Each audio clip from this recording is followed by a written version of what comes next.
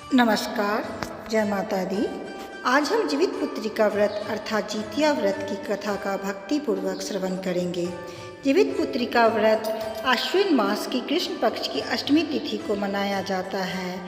इस व्रत को महिलाएं अपने संतान की लंबी आयु, अच्छे स्वास्थ्य, सुख समृद्धि की कामना हेतु करती हैं। यह बड़ा ही कठोर व्रत है। इस व्रत में महिलाएं जल का एक बूंद तक ग्रहण नहीं करती हैं। अष्टमी तिथि को नहा धोकर एवं स्वच्छ वस्त्र धारण कर प्रदोष काल यानी संध्या के समय में जीवोत्वाहन देवता की पूजा की जाती है। पूजा के बाद कथा का श्रवण किया जाता है। तो आइए सुनते हैं जितिया व्रत की कथा। एक बार नैमिषारण्य के निवासी ऋषियों ने संसार के कल्याणार्थ सूत जी से पूछा, हे सूत जी, कलिकाल में लोगों के बालक किस तरह दीर्घायु होंगे, सो कहिए। सूत जी बोले, जब द्वापर का अंत और कलयुग का आरंभ था, उसी समय बहुत सी शोकाकुल स्त्रियों ने आपस में सलाह की कि क्या इस कलिकाल में माता के जीवित रहते पुत्र मर जाएंगे। जब वे आपस में कुछ निर्णय नहीं कर सकी, तब गौतम जी के पास पूछने के लिए गई। उनके सामने जाकर उन्होंने मस्तक झुकाकर प्रणाम किया। तदंतर पूछा, इस कलयुग में लोगों के पुत्र किस तरह जीवित रहेंगे? इसके लिए कोई व्रत या तप हो तो कृपा करके बताइए। इस तरह उनकी बात सुनकर गौतम जी बोले, आपसे मैं वही बात कहूँगा जो मैंने पहले से सुन रखी है। गौतम जी ने कहा, जब महाभारत युद्ध का अंत हो गया और द्रोण पुत्र अश्वत्थामा के द्वारा अपने बेटों को मरा देखकर सब पांडव बड़े दुखी हुए, तो पुत्र के शोक से व्याकुल होकर द्रौपदी ने अपनी सखियों के साथ ब्राह्मण श्रेष्ठ धौम्य के पास गई और उसने धौम्य से कहा, हे विप्रेंद्र, कौन सा उपाय करने से बच्चे दीर्घायु हो सकते हैं? कृपा करके ठीक ठीक कहिए। धौम्य बोले, सत्युग में सत्य वचन बोलने वाला, सत्याचरण करने वाला समदर्शी जिमूतवाहन नामक एक राजा था। एक बार वह अपनी स्त्री के साथ अपनी ससुराल गया और वहीं रहने लगा। एक दिन आधी रात के समय पुत्र के शोक से व्याकुल कोई स्त्री रोने लगी, क्योंकि वह अपने बेटे के दर्शन से निराश हो चुकी थी। उसका पुत्र मर चुका था।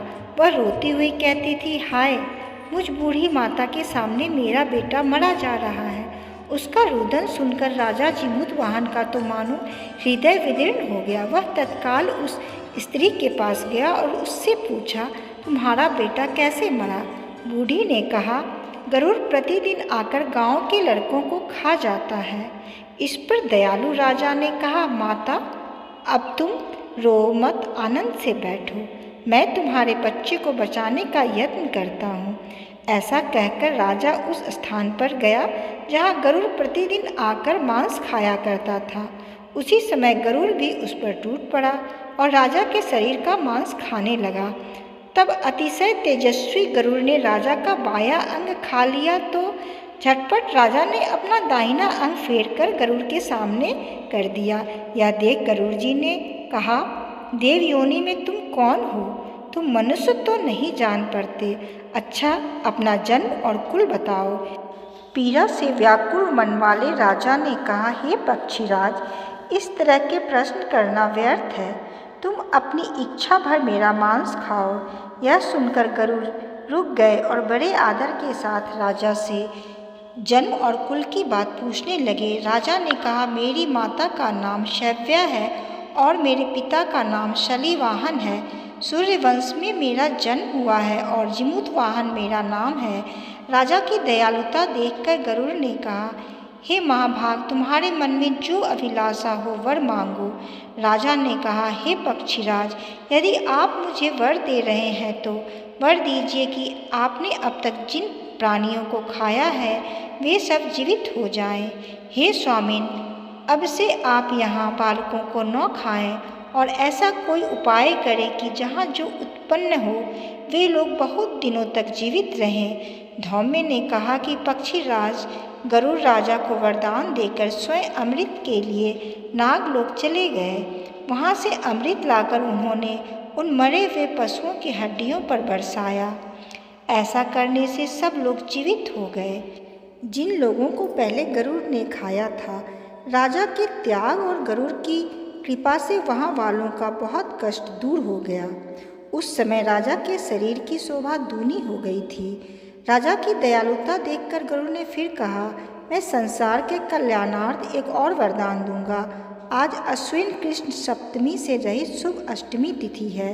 आज ही तुमने यहाँ की प्रजा को जीवन दान दिया है। हे वत्स, अब से यह दिन ब्रह्म भाव हो गया है। जो मूर्ति भेद से विविध नामों से विख्यात है, वही त्रैलोक्य से पूजित दुर्गा अमृत प्राप्त करने के अर्थ में जीवित पुत्रिका कहलाई हैं। सो इस तिथि को जो स्त्रियां उस जीवित पुत्रिका की और कुश की आकृति बनाकर तुम्हारी पूजा करेंगी, तो दिनों दिन उनका सौभाग्य बढ़ेगा और वंश की भी वृद्धि होगी। हे राजन, सप्तमी से रहित और उदया तिथि की अष्टमी को व्रत करे, यानी सप्तमी विद अष्टमी जिस दिन हो उस दिन व्रत न कर शुद्ध अष्टमी को व्रत करे और नवमी में पारण करे। यदि इस पर ध्यान न दिया गया तो फल नष्ट हो जाएगा और सौभाग्य तो अवश्य नष्ट हो जाएगा। जिमूत वाहन को इस तरह का वरदान देकर गरुड़ वैकुंठ धाम को चले गए और राजा भी अपनी पत्नी के साथ अपने नगर को वापस चले आए। धौम्य द्रौपदी से कहते हैं, हे देवी, मैंने यह अतिशय दुर्लभ व्रत तुमको बतलाया है। इस व्रत के करने से बच्चे दीर्घायु होते हैं। हे देवी, तुम भी पूर्वोक्त विधि से यह व्रत और दुर्गा जी का पूजन करो तो तुम्हें अभिलाषित फल प्राप्त होगा। मुनिराज धौम्य की बात सुनकर द्रौपदी के हृदय में एक प्रकार का कौतूहल उत्पन्न हुआ और पूर्वासिनी स्त्रियों को बुलाकर उनके साथ यह उत्तम व्रत किया। गौतम ने कहा, यह व्रत और इसके प्रभाव को किसी एक चिल्ली ने सुन लिया और अपनी सखी सियारिन को बताया। इसके बाद वह पीपल वृक्ष की शाखा पर बैठकर उस चिल्ली ने और उस वृक्ष के खोते में बैठकर सियारिन ने भी यह व्रत किया। फिर वही चिल्ली किसी उत्तम ब्राह्मण के मुँह से यह कथा सुन आई और पीपल के खोते में बैठी हुई अपनी सखी को सुनाया। सियारिन ने आधी कथा सुनी थी कि उसे भूख लग गई और वह उसी समय सबसे भरे हुए शमशान में पहुंची। वहां उसने अपनी इच्छा भर मांस का भोजन किया और चिल्ली बिना कुछ खाए पिए रह गई और सवेरा हो गया। सवेरे वह गौशाले में गई और वहां गाय का दूध पिया। इस तरह नवमी को उसने पारण किया। कुछ दिनों के बाद वे दोनों मर गई और अयोध्या के किसी धनी व्यापारी के घर जन्मी। संयोग से उन दोनों का जन्म एक ही परिवार में हुआ, जिसमें सियारिन ज्येष्ठ हुई और चिल्ली छोटी। वे दोनों सभी शुभ लक्षणों से युक्त थीं, इसलिए बड़ी लड़की काशीराज के और छोटी उनके मंत्री के साथ ब्याही गई। पूर्व जन्म के कर्म फल से वह मृगनयी रानी हुई। जिस किसी भी संतान को उत्पन्न करती वह मर जाती थी और पूर्व जन्म की बातों को स्मरण करने वाली मंत्री की पत्नी ने अष्टवसुओं के सदृश तेजस्वी 8 बेटे उत्पन्न किए और सभी बेटे जीवित रह गए।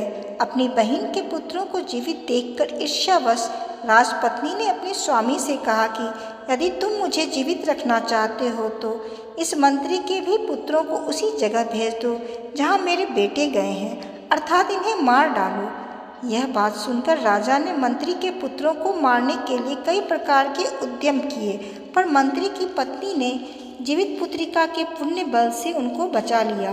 एक दिन राजा ने अपने आदमियों से उन पुत्रों का सिर कटवाकर पिटारी में रखवाया और वह पिटारी उनकी माता यानी मंत्री की पत्नी के पास भेज दिया, किंतु वे 8 सिर बेशक कीमती जवाहरात हो गए और भले चंगे वे 8 लड़के अपनी माता के पास वापस चले गए। उनको जीवित देखकर राजपत्नी को बड़ा विस्मय हुआ। अंत में वह मंत्री की पत्नी के पास आई और उसने पूछा, बहन, तुमने कौन सा ऐसा पुण्य किया है जिससे बार बार मारे जाने पर भी तुम्हारे बेटे नहीं मरते हैं? इस पर मंत्री की पत्नी ने कहा, पूर्व जन्म में मैं चिल्ली थी और तुम सियारन, दोनों ने व्रत किया था।